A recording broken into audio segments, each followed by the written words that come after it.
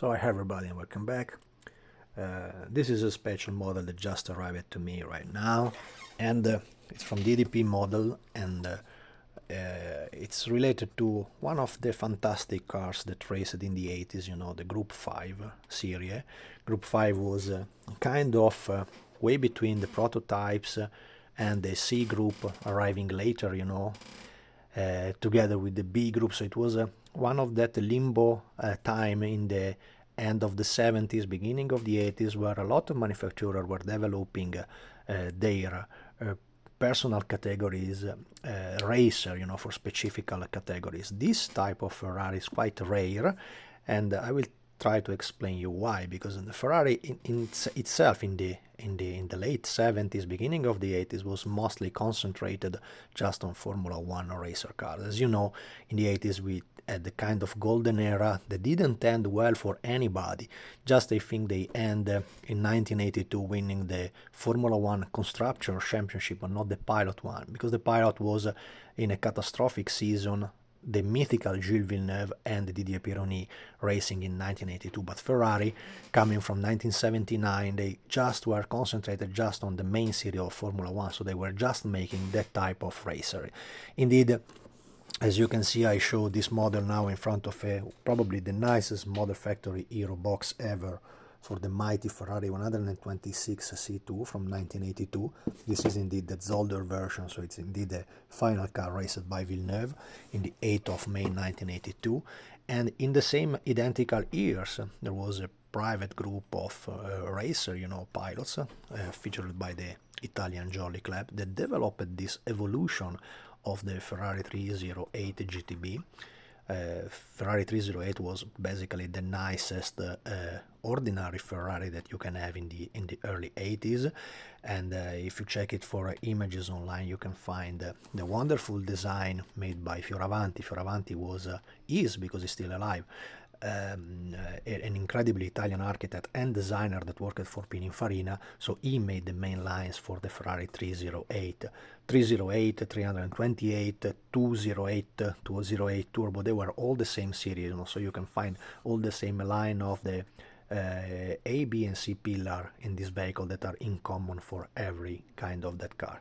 This was a kind of evolution made privately by the Jolly Club to race in the Group 5 category. That Group 5 have been dominated by Porsche in that era, and usually the Kramer Porsche, the K3, that car, to have an idea, the K3, the latest K4 in 1981, were dominating the stuff. But the main reason was that Porsche itself, the company, the main company, was following and developing the main racer car for this type of secondary category. Porsche didn't race Formula One at all in the 80s. They just provided, I think in 1984, maybe I can be wrong, the TAG Porsche motor. The TAG was a kind of deal together with a company making making watches, and it was basically the Porsche itself producing a motor for a McLaren, but they were not making the entire Formula One car. It was just Ferrari producing the real deal.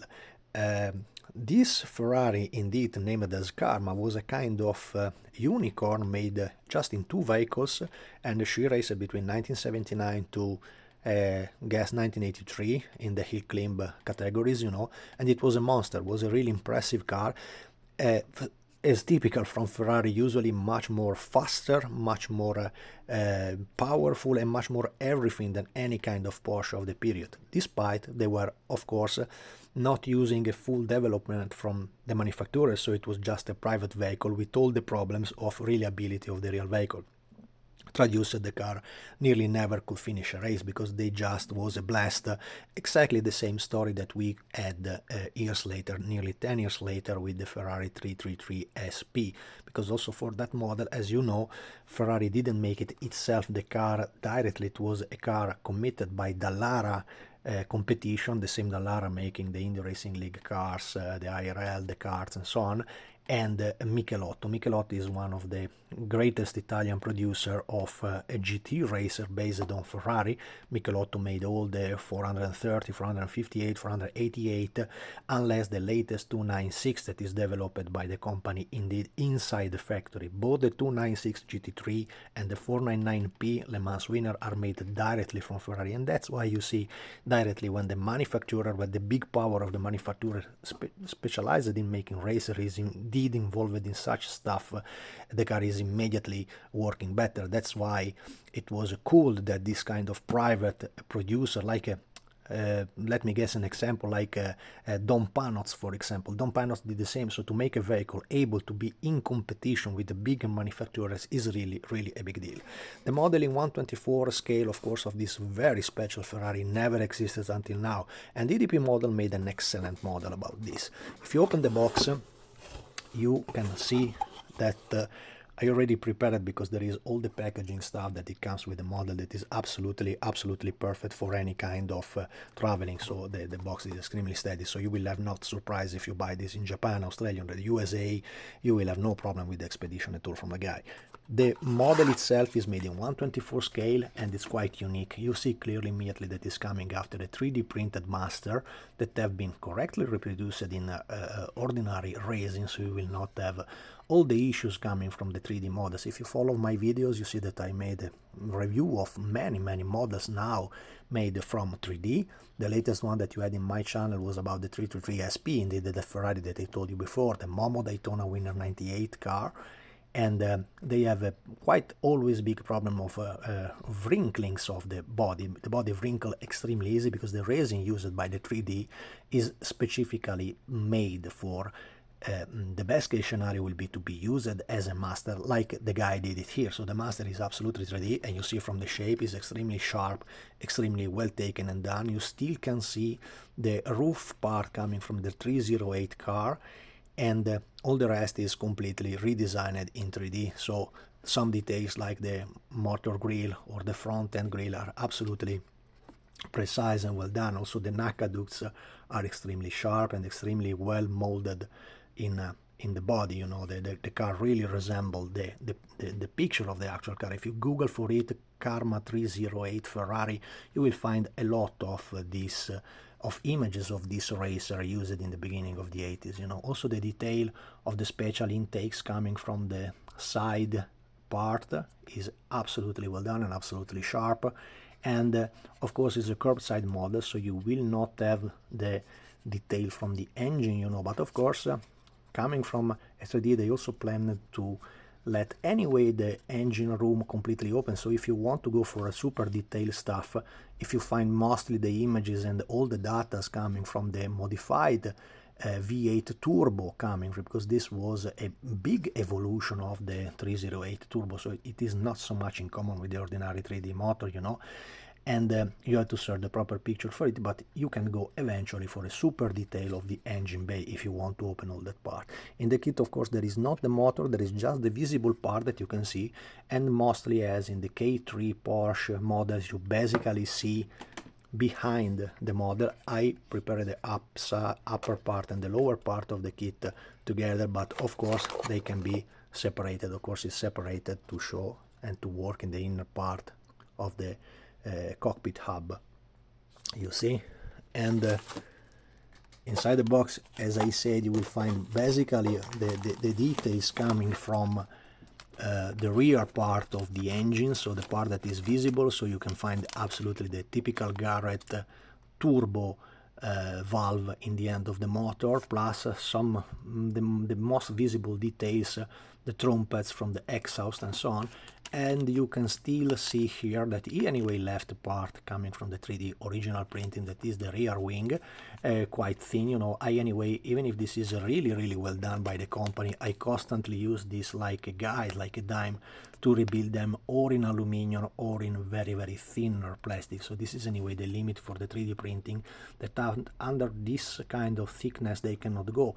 Of course, the mounting was not so thin like today, because sure, in these years we are talking about a resin developed in 1979. They were not using carbon fiber on this type of vehicle, so it was basically everything was made in wood, aluminum, fiberglass. So there was no carbon fiber, so they can't go thinner so much. Also, if you see, for example, the side part of the Formula One tails, you know, for the wings and so on, they were nearly never made in a so thin material. They were constantly, if not wood, I dare to say aluminum, probably the most the thinnest part that they can work. Always remember that, for example, the original body of the 308 was anyway a tube frame chassis with rivets over for aluminum panels, so they were not still the vehicles produced with the monocoque chassis like the modern cars coming from, for example, I think from the series of the 360 Ferrari. So these cars were basically still featuring the racer configuration of the central engine. Yes, you can see the motor is placed before the rear axle of the wheel, so it means that the motor is a central position. This is for an optimal distribution of the weight around the car. You know, the weight distribution and the barycenter of the car is absolutely critical in this type of vehicles. Ferrari maintained the same solution also for this middle 70s car. You always have to remember that, despite you can see today in many videos, social media and so on, that they feature these were vehicles coming from the middle of the 70s, so the development and the technology of that time was not at all so advanced and so helped by computers and extra calculation like they do it today. So this was basically something really artisanal and basically handmade. So always remember the type of car that they are coming from. As I say, the kit itself also features, together with this part of the details and the fire extinguisher, there is all the small debris that you can find inside all the visible part of the motor. There is a seat that looks exactly like the Porsche 935, same category car, same Group 5 vehicle, so the many parts were probably in common, especially in the interior.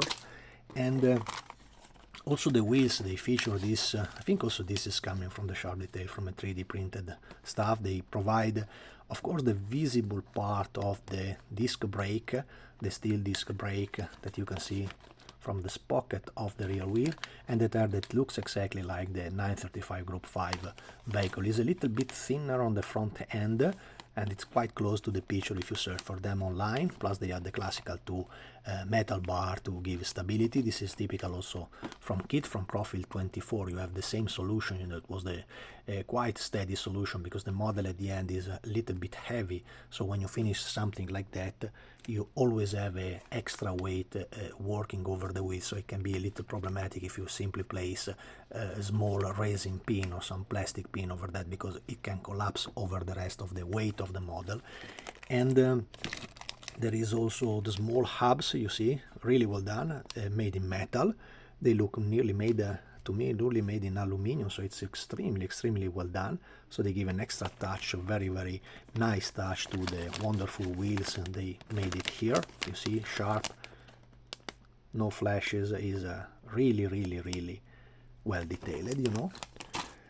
Last but not least, the clear parts. It provide something that in my opinion was not so necessary, because it's not so difficult to build them up, but of course if we have it is better. They provide the rear light made in transparent plastic, two front end light, and the covering made in vacuum form. You know, the vacuum form part is basically for this type of detail in front of here. So inside there, typical from Group 5, you know, the same solution used by Porsche. You have an ordinary front lamp covered by plastic. There is a metal roll cage inside, and very nicely detailed and not completely wrinkled. You also used a very nice bag for this, quite steady, you know, it's not the ordinary light plastic bag that it's very easy to find the major stuff inside. This is completely straight, as you can see.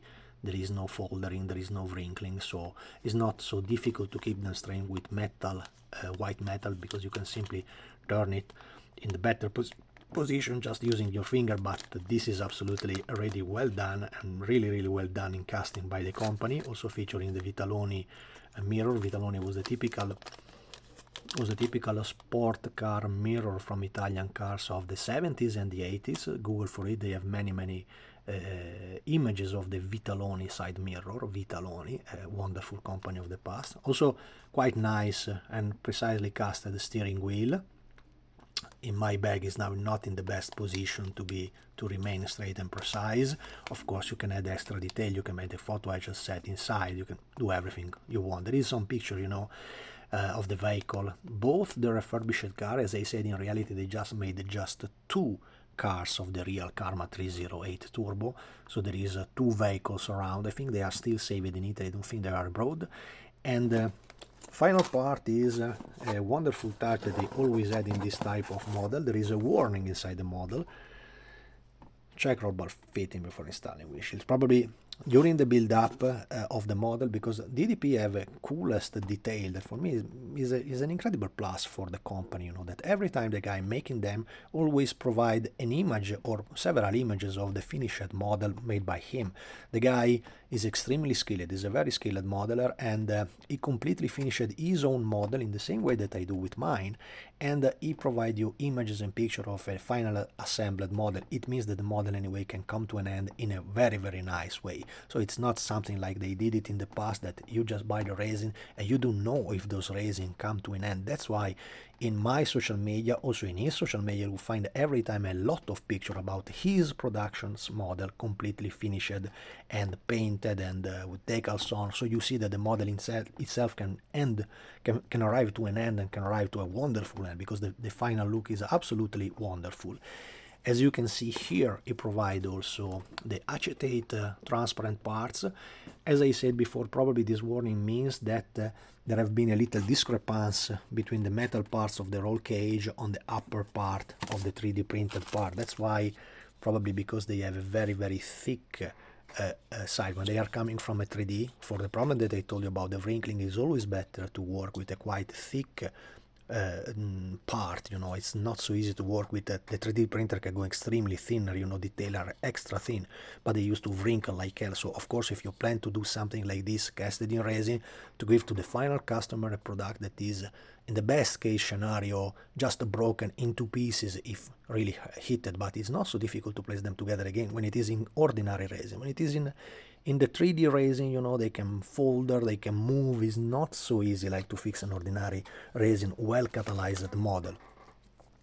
Final part is about the decal, about the windshield before. Yeah, the windshield, so it's here already pre-designed on a very thin acetate. The acetate is extremely light, so it's not so big issue, you know, to fit them over a curved area, you know. It's quite straight, and it is basically the same solution used also by the other manufacturers of this kind of kit, you know. Until now I didn't make any real model with the same windshield type, you know. I used my Porsche, that it's even easier, you know, because there is basically, it's curved but it's basically flat, so you don't have bulged on the windshield, of course, you know. It's the same solution used also by Alpha Model to finish their wonderful GT3R, and as you see probably around in the social media, they always come up very nice in the end. So it's not these big issues, you know, it's not this big work. The decal are really well done. It's referred to the car number 18, based by Facchetti Finotto, that basically was the two main guys from Jolly Club, the two pilot racing this car in the 80s.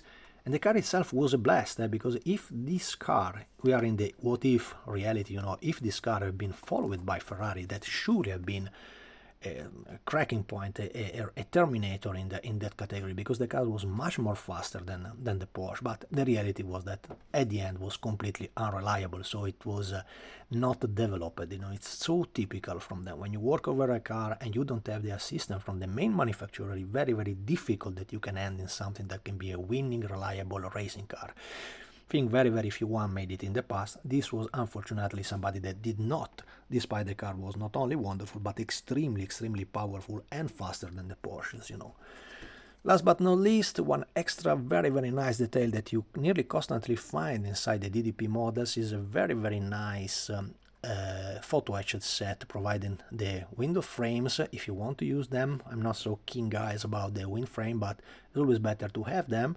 And a lot of foldable part of the structure, and probably some other details of the interiors, as well as the seat belts, the buckles, the H grill for the gear shifter, and all the buckles for the seat belts. There is also inside there, you see the seat belt, sub belt was the name for the seat belts inside the cockpit, you know.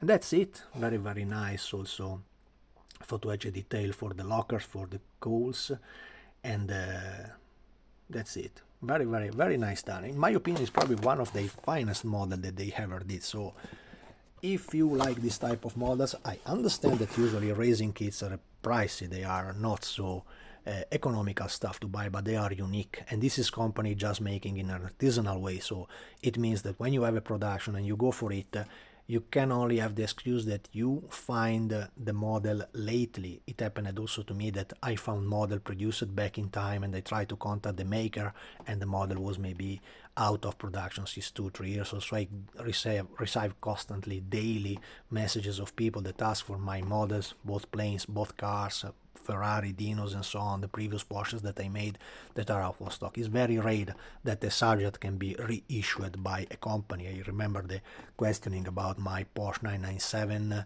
the GT3R that I made, the white body, and I had several requests extra when the model was completely sold out. No, there will be no reissues, at least not in the short range, you know. Then when we go in the further range, we will see if it is an extremely classical vehicle like this one. No, not this one, sorry, but like the Dino, like something like this. This is also will be an object of one of my future release, my future review, sorry, about the model. This is the closed version of the Targa Florio Dino 206S.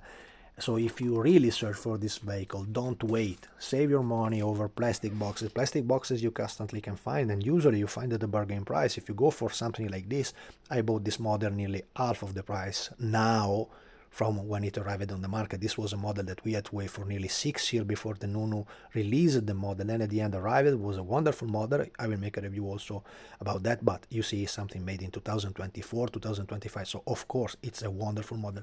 But this is more special stuff. This is more unique stuff for a finest collection, for somebody that really understands what are we talking about, the history of racing car. And my tip is go for it. DDP model, I have no interest in what I'm saying because I'm not related at all to DDP. I'm not the owner of the company, so I can also tell you is a shit, the guy is an asshole, don't buy anything. No, I tell exactly you the opposite.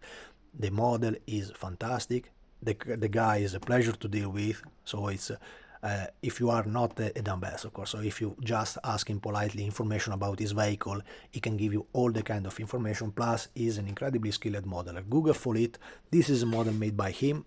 For me, it's an excellent model. So you will find all the assistance from the direct company. So go for it. This is absolutely wonderful, wonderful stuff. Completely worth all the money he asking you for this. And don't miss it, because when they are out of production, it's very, very difficult that they return in a production.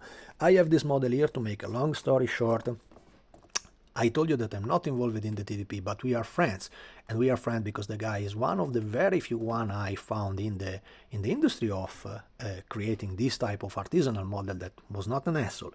So he just kindly asked me, in the same way that I would do with the guy from Fisher Model Pattern, if I had this model, and I remember that I took it back in time when it arrived on the market, just to bring it to the caster to remold the body. So this model will be replaced in production by the DDP company. I'm making him this courtesy because he's a friend, not because he's something for commercial and work and so on. This is a little more extra than this type of field. So if you are searching for an historical Dino 206S, you will not find the Spider version that I made. That was a model that I made after a big conversion starting from the original model. And that's why also I don't like to recast completely the type of model, because originally was not 100% my model. I get there to say it was 80%, 70% my model, because I made all the mechanical and the engine inside. But for these closed version models, you have absolutely to go to the DDP company. So that's it, guys. I hope you like the video. Leave me a like, subscribe the channel, and see you in the next one.